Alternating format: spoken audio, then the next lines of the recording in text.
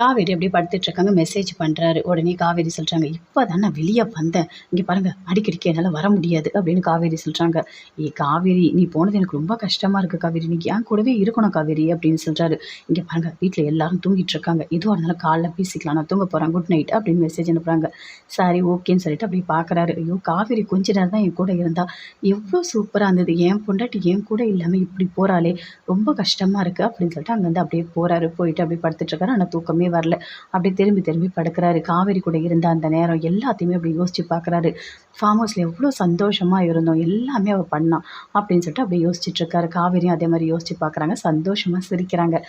விஜய் பாசமா பார்த்துக்கிந்த எல்லாத்தையுமே அப்படியே யோசிச்சு பார்த்துட்டு அப்படியே படுக்குறாங்க. அடுத்த நாள் காலையில அப்படியே நிற்கிறாரு. காவேரி எழுந்து வெளிய வராங்க. "என்னங்க?" அப்படின்னு காவேரி கேட்குறாங்க. "ஏய் காவேரி இங்க வா" அப்படின்னு விஜய் கூப்பிடுறாரு. "இங்க பாருங்க, அதெல்லாம் வர முடியாது. வீட்ல அம்மா எல்லாரும் இருக்காங்க. நான் அப்புறமா வரேன்" அப்படின்னு காவேரி சொல்றாங்க. "சரி, நீ வெளிய எக்ஸிபிஷன் போவல்ல, அப்ப நான் கொஞ்சம் தள்ளி நிற்கிறேன். நான் வந்து வண்டிய வச்சுட்டுருக்கேன். நீ வா, உன்ன கூட்டிட்டு போறேன். நீ தனியாலாம் போகாத" அப்படின்னு சொல்றாரு.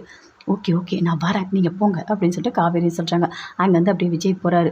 இனிமே காவேரி தனியா எந்த காரணத்த கொண்டும் விடவே கூடாது. கூடவே இருந்து பார்த்துக்கணும் அப்படின்னு சொல்லிட்டு பயங்கர சந்தோஷமா இருக்காரு. காவேரியும் ரொம்ப சந்தோஷமா இருக்காங்க. "அம்மா நான் எக்ஸிபிஷன் போறேம்மா" அப்படின்னு.